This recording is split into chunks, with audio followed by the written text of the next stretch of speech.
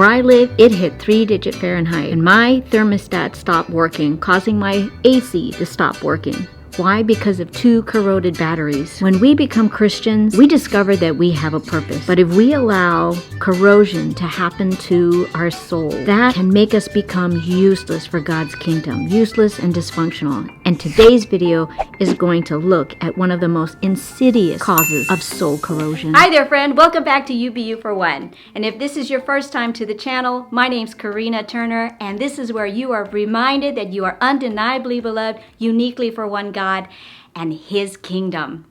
You know, in the early part of my walk as a Christian, I focused more on the do's and don'ts, the rules, and eventually it led me to spending some time looking at the 10 Commandments.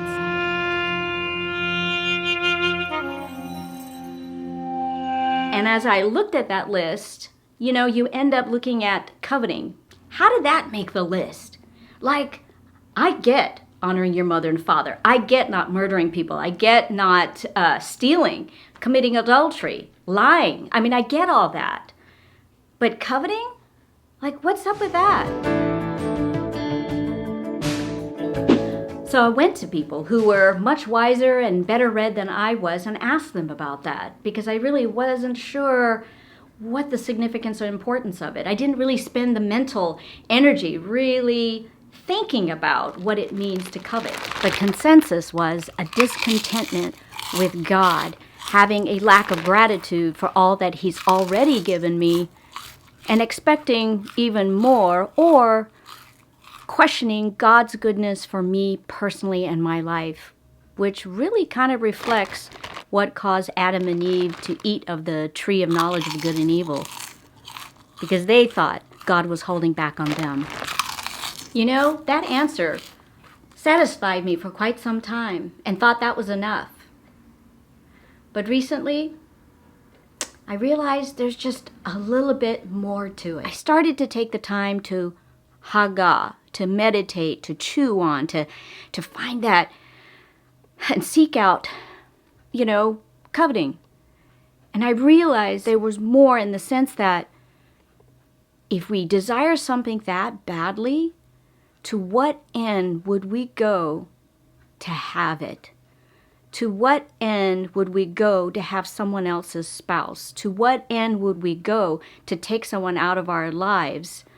What end would we go to steal something? What end do we go to lie? I mean, coveting at its base and foundation could set me up to commit any of the upper 9 commandments that come before it.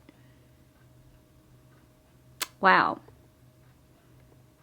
And in another point to that,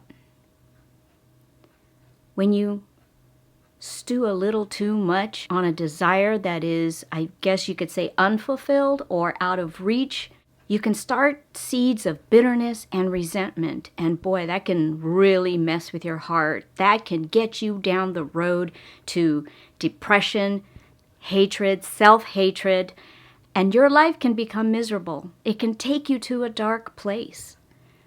And I realize God's love for us, for you and I, He doesn't want our hearts to go there, because He knows how damaging it can be and harmful to us personally.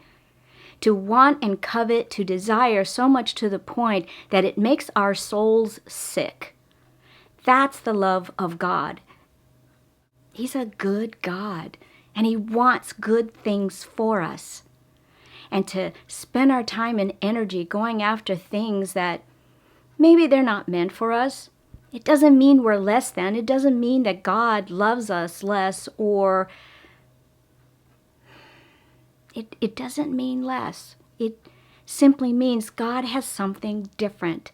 But God has always something good.